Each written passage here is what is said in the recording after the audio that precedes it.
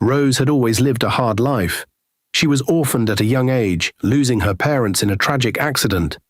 Left with no family to care for her, she grew up in foster homes, never feeling like she belonged anywhere. The pain of being unwanted followed her through life, and by the time she turned 18, she had nothing but the clothes on her back and a deep determination to survive. Without an education or connections, Rose found herself working as a housekeeper for wealthy families. She cleaned their grand houses, cooked their meals, and quietly watched as they enjoyed the luxury she could only dream of. One of her employers was Mr. Davis, a successful businessman who lived in a large mansion with his wife, Amanda. Mr. Davis's life seemed perfect on the outside, but Rose quickly learned that all was not well behind closed doors. She often heard Mr. Davis and his wife arguing late into the night, their voices echoing through the large house. Amanda was unhappy, and Mr. Davis was always busy with work, barely spending time at home. It wasn't long before rumors started circulating about Mr. Davis's infidelity. To Rose, it was clear that their marriage was falling apart. Despite her own struggles, Rose couldn't help but envy the life they had. She was tired of being poor, tired of cleaning up after people who didn't even notice her. As time passed, her desire for a better life grew stronger, and she began to feel trapped in her position as a maid. That's when a dangerous idea started to form in her mind. One night, while cleaning the bathroom, Rose found something that would change her life forever, a used condom in the trash. At first, she ignored it, continuing her work, but the more she thought about it, the more a wild idea took shape in her mind.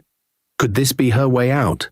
Could she use Mr. Davis's carelessness to secure a future for herself? It was a crazy thought, but Rose's desperation pushed her to consider it seriously. She knew that getting pregnant with Mr. Davis's child could mean financial security for her and a better life than she had ever imagined.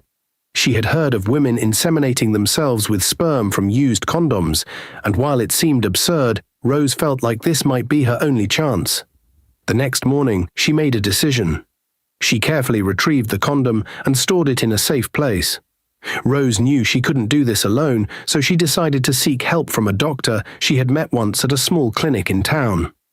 The doctor, Dr. Sophia, was known for helping people discreetly, and Rose hoped she would understand her desperation. When Rose visited Dr. Sophia, she was nervous. She explained that she had been in a relationship with a wealthy man, but he didn't want children. Now, she said, she had his sperm and wanted to get pregnant. At first, Dr. Sophia was shocked by the request. She warned Rose about the risks and the ethical concerns, but Rose was persistent. After much convincing and a hefty bribe, Dr. Sophia reluctantly agreed to help. The doctor performed the procedure in secret, and Rose left the clinic with a mix of fear and excitement. She knew there was no turning back now. Weeks went by, and Rose anxiously awaited to see if the procedure had worked. She couldn't believe it when her period didn't come. With trembling hands, she took a pregnancy test, and when the result was positive, tears filled her eyes. She was pregnant. At around 12 weeks, Rose went for her first ultrasound to confirm the pregnancy. As she lay on the examination table, the doctor moved the ultrasound probe over her belly, and Rose watched the screen nervously. "Congratulations," the doctor said, smiling warmly. "It looks like you're expecting twins." Rose's heart skipped a beat. Twins. She had been hoping to be pregnant, but the thought of carrying 2 babies at once was overwhelming. Still, her mind quickly turned to what this meant. Double the children meant even more leverage over Mr. Davis. With this new revelation, Rose left the clinic, more determined than ever to see her plan through. She knew she had to act carefully and wait for the right moment to reveal the news to Mr. Davis. Few days later, Rose knew it was time. The weight of the secret she carried had grown too heavy. She requested to meet Mr. Davis privately, and as she sat across from him in his office, the moment felt tense, almost suffocating. Mr. Davis leaned back in his chair, looking at her with curiosity, unaware of the bombshell she was about to drop. "I'm pregnant," Rose began, her voice steady, "and they're your children." Mr. Davis froze, his eyes narrowing in confusion. "What are you talking about? How are you carrying my children? Did I sleep with you?" Rose took a deep breath, preparing herself for what came next. She knew it was hard for him to grasp, but she had to make him understand. "No, we didn't sleep together, but I took..." "The condom you used one night." Mr. Davis's face darkened with shock and disgust. Davis, struggling to process her words, was furious. He knew this could ruin his life. The thought of telling his wife that their housekeeper was pregnant with his children seemed impossible. The reality was absurd. But there it was, staring him in the face.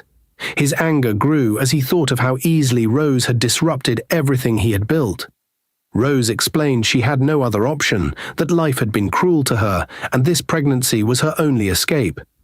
Davis found himself torn between his fury and the twisted irony of the situation. For years, his wife had blamed him for their childlessness, calling him impotent. Now here was proof he wasn't. But this wasn't how he wanted that truth to come out. Davis refused to let Rose off easily. He made it clear they would need a DNA test once the babies were born to confirm everything. But he wasn't willing to let the situation spiral further out of control, for now at least. Rose agreed to wait, knowing the storm was only beginning.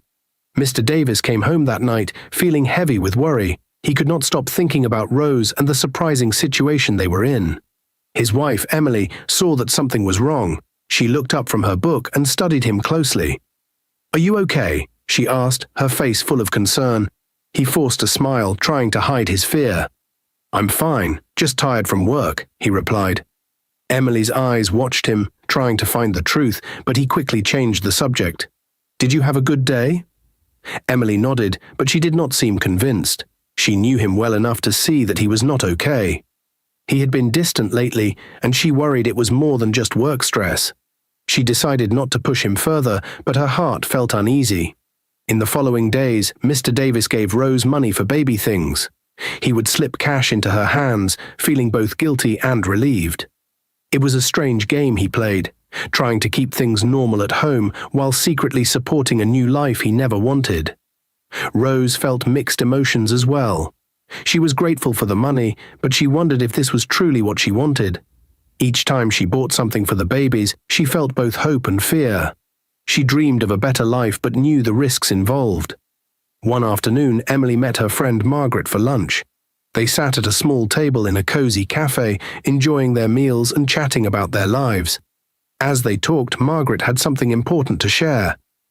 "I saw your husband at the mall," she said casually. Emily looked up, curious. "Really? What was he doing?" "He was with a pregnant woman shopping for baby things." Emily's heart dropped. Confusion and anger filled her mind. "What did you say?" "Just what I saw. I thought you'd want to know. They looked close." Emily felt cold. Thoughts raced in her mind. Why was Mr. Davis with another woman? Who was she? Worry settled in her stomach. That night, the atmosphere in their home was thick with tension. When Mr. Davis walked through the door, Emily was waiting for him, arms crossed and a fierce look on her face. "Who is she? The pregnant woman you've been shopping for?" she demanded. Mr. Davis froze, the color leaving his face. He had known this moment would come, but he wasn't prepared for it. "I didn't sleep with her," he stammered, panic rising. Emily's eyes filled with tears. "You expect me to believe that?" she shouted. "How could you betray me like this?" Mr. Davis tried to reach for her hand, but she pulled away. "This is not what it looks like," he insisted. Emily felt the weight of his betrayal and began to pack a bag. "I can't stay here. I need some space," she cried. "Emily, please," Mr. Davis pleaded, watching in despair as she tossed clothes into the bag. "Just let me explain." "You don't get to explain," she yelled. "You've already made your choices. I trusted you." Mr. Davis felt helpless. He watched the woman he loved walk away, knowing he had caused this pain. "Where are you going?" he asked, his voice small. "I don't know yet, but I can't be here," she said, her back to him. He ran a hand through his hair. "You're making a mistake. I didn't want any of this to happen." Emily paused but didn't turn around. "You should have thought about that before you decided to betray me. I can't believe I'm packing my bags because of you." Mr. Davis took a deep breath, feeling the weight of his decisions crashing down. "I'll do anything to fix this." "Just give me a chance," he said. But Emily shook her head. "I need to think. I can't just forget this. You need to understand how much you've hurt me." With that, she finished packing and headed for the door. Mr. Davis felt dread wash over him. "Emily, please," he called out. But she was already gone. He stood alone in the silence of their home, the realization of his mistake sinking in. The emptiness around him echoed the void in his heart. He had taken a gamble, and now he was losing everything he valued. A few days passed after Emily left. The house felt empty and quiet. Mr. Davis was consumed by anger and frustration. He couldn't believe how everything had spiraled out of control. In a moment of rage, he decided to confront Rose. He drove to her small apartment, his heart pounding. When he arrived, he stormed inside without knocking. "You," he shouted, his face twisted with anger. "You think you can just come into my life and destroy everything? You're nothing but a gold digger." Rose stood there, shocked and hurt. Tears welled up in her eyes as he continued to insult her. "Get rid of the baby. Do it now," he yelled, his voice echoing in the small room. Rose couldn't hold back her tears. "How can you say that? This is your child too," she cried. She felt crushed by his harsh words. After a few moments, Mr. Davis stormed out, feeling a mix of anger and regret. He drove home, his mind racing. That night, as he sat alone in the dark, memories flooded back. He remembered all the years he and Emily had tried to have children. Month after month, they faced disappointment. The pain of being childless weighed heavily on him. As he thought about it, a wave of regret washed over him. He realized how foolish he had been to lash out at Rose. She was offering him a chance to become a father, and here he was, throwing it away. He couldn't let anger blind him any longer. The next morning, he picked up his phone and called Rose. His voice was calm, a stark contrast to the anger from before. "Rose," he started, his heart pounding, "I'm sorry. I shouldn't have come to your place like that. Please don't do anything stupid with the pregnancy. Those babies are part of me too." Rose listened, her heart torn. She couldn't believe he was apologizing. She had expected more anger and insults. "You think I'll get rid of them just because you said so?" She laughed, a bitter edge in her voice. "You really are careless. This isn't just a game to me." Mr. Davis felt a deep sense of shame wash over him. "I know I messed up," he admitted, "but I'm scared too. I want to be a father, but I don't know how to handle this. Please give me a chance to make things right." Rose paused, considering his words. She could hear the sincerity in his voice. After a long silence, she replied, "You have a long way to go to earn my trust back. But for now, I won't do anything. I'll keep the babies. We'll see what happens." Mr. Davis felt a glimmer of hope. Days turned into weeks, but Emily did not return home. Mr. Davis tried everything to get her back. He called her every day, sent her flowers, and even begged her to come home. But each time, Emily refused. "I can't come back," she said firmly, "not after what you did. You brought that woman into our lives. I will never forgive you for this." Mr. Davis felt hopeless. He loved Emily, but could not bear the thought of losing his chance to be a father. One evening, he sat alone in his living room, his mind racing. Suddenly, an idea struck him. If Emily wouldn't return, maybe Rose could come live with him. He picked up the phone and called Rose. "I want you to come and live with me," he said, trying to sound confident. "Emily is not coming back, and I need someone here. You will be safe." Rose felt a rush of emotions. She was happy at the thought of living in a better place, but she was also scared. What if Emily found out? What if she came back and confronted them? Rose hesitated before answering, "Are you sure about this?" "What if your wife returns?" Mr. Davis sighed. "Emily is not coming back. She is hurt and angry. This is a chance for us to figure things out. Besides, I can take care of you and the babies. You don't have to worry about anything." After some thought, Rose agreed. "Okay, I'll move in. But I need to be clear about one thing. I won't be your secret. I don't want to hide." Mr. Davis understood. "I promise. We will handle this together." A few days later, Rose moved into Mr. Davis's home. As she unpacked her things, excitement and anxiety filled her heart. This was a new beginning, but the shadow of Emily lingered over them. Rose couldn't shake the feeling that something terrible could happen at any moment. Mr. Davis tried to make Rose feel at home. He helped her set up the nursery for the babies and cooked meals for her. They laughed and shared stories, slowly building a bond. But every time the door creaked, Rose's heart raced. What if Emily walked in? One afternoon, while they were setting up the nursery, Mr. Davis turned to Rose. I want you to know I'm here for you. You're not alone in this. Rose smiled but felt a knot in her stomach. I appreciate it, but I'm still scared. I don't want to be the reason your marriage ends completely. Mr. Davis sighed. It's complicated, but I can't change the past. I want to focus on our future. As the days passed, Rose tried to embrace her new life. She decorated the nursery with bright colors and soft toys, imagining the little ones who would soon fill the room with laughter.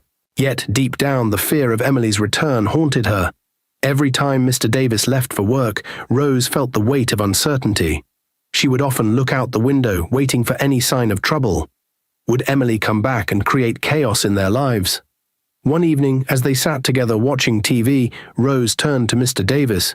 Do you think Emily will ever forgive you? Will she come back? Mr. Davis looked troubled. I don't know.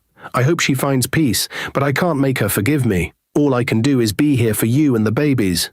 Rose nodded, feeling a mix of hope and fear. One afternoon, Emily met Margaret at a park. They sat on a bench under the trees. Margaret leaned in closer. Emily, you won't believe this. I saw Rose. She's living with Mr. Davis now. Emily's heart sank. I don't care what she does. It's not my problem. Margaret shook her head. How can you say that? He is your husband. You left him for a maid. That's just wrong. Emily felt anger rise in her. You don't understand. He hurt me. I can't just go back to him. I understand. But you're letting Rose take your place. You need to fight for your marriage. Don't let him be with someone else while you stand back. Emily clenched her fists. It's not that easy, Margaret. It is easy. You love him and he loves you. Don't let Rose win. Margaret's words stuck in Emily's mind. Maybe she was right. After thinking all night, Emily decided to go back home. The next day, she walked back into the house. The familiar smell of their life together hit her hard. Mr. Davis was on the couch, looking lost. When he saw her, surprise and relief washed over his face. Emily, you're back, he said, standing up. I came back to talk, she said, her heart racing. We need to figure out what's going on between us. Mr. Davis's face turned worried. I've been thinking about everything. I never wanted to hurt you. Rose is pregnant, and I feel responsible for her. Emily felt her heart drop. So you want both of us in your life? No, it's not like that, he said quickly. I want you back, but I can't just abandon Rose. She needs me too. Emily's anger boiled over. You can't expect me to accept this. I'm your wife. I know, he said, looking desperate, but I can't just turn my back on my children. Emily took a deep breath. You made a choice, and now I have to deal with it. Just then, Rose appeared in the doorway. What's going on here? She demanded, her eyes fierce. Emily glared at Rose. This isn't over. We need to talk about our future. Rose stepped forward. You need to leave. This is my home now. Your home, Emily shouted. You think you can just come in here and take everything from me? Mr. Davis moved between them. Please, let's stay calm.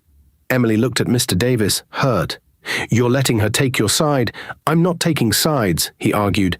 I want to help both of you. I care about you both. The tension filled the room. Emily's heart raced as she realized how messy everything had become.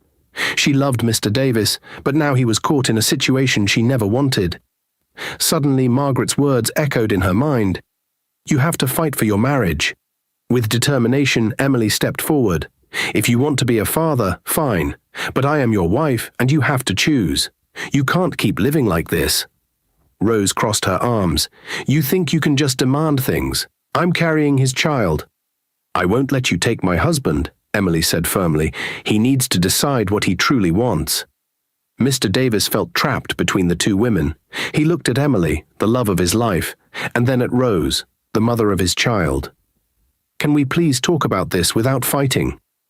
But the emotions were too high.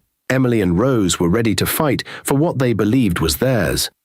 As the tension grew, Mr. Davis realized he needed to find a way to end this, or he might lose everything he loved. The days turned into weeks, and the house was filled with constant fighting and quarreling between Emily and Rose.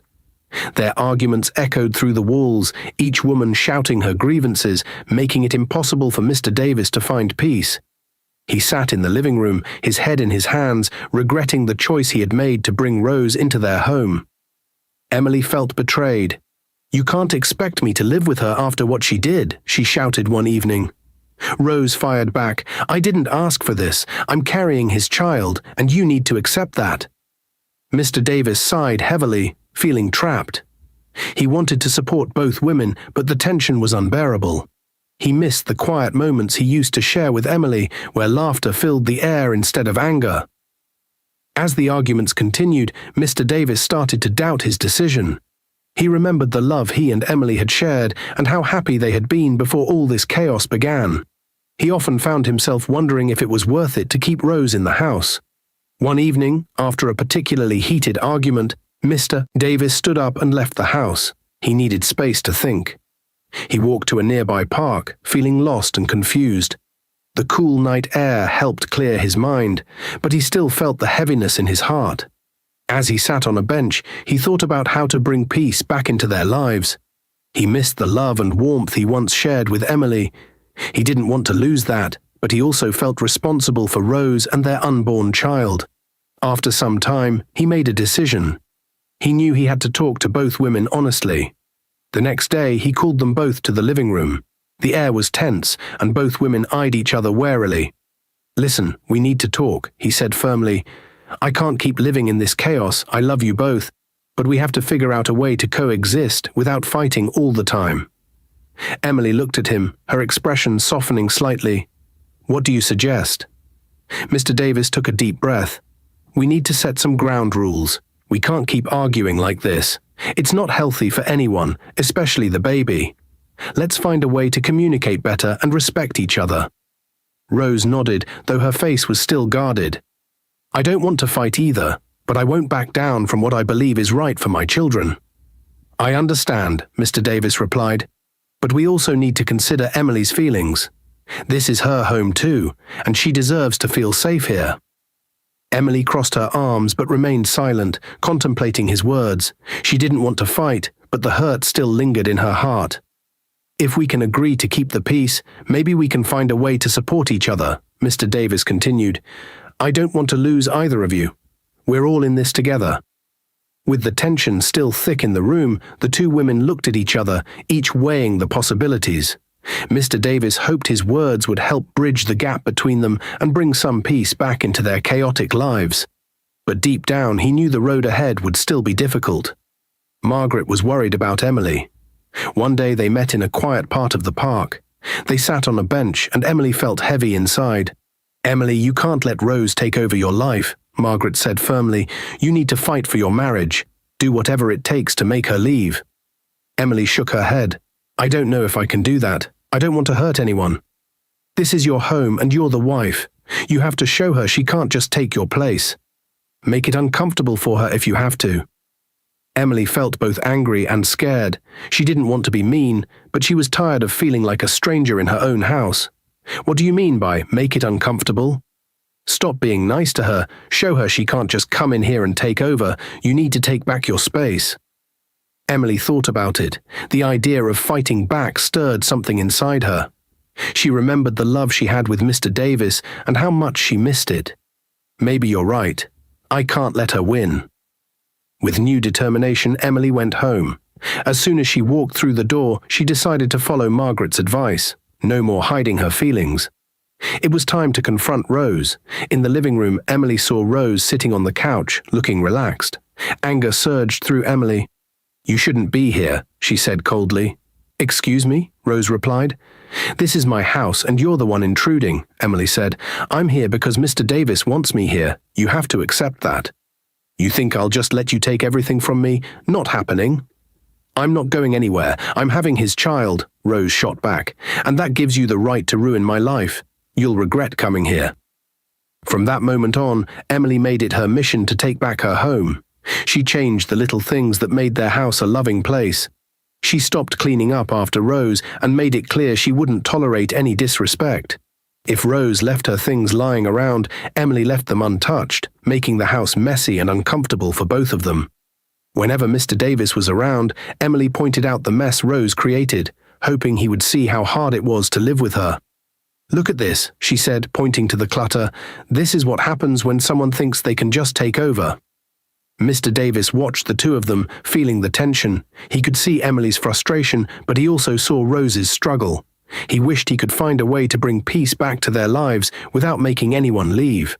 Weeks later, Rose gave birth. To everyone's surprise, 3 months after the delivery, she decided to give her twin girls to Emily. She wanted to move on with her life. Emily was shocked when Rose told her the news. "I want you to have them," Rose said. "You've always wanted children, and I know you will love them like your own."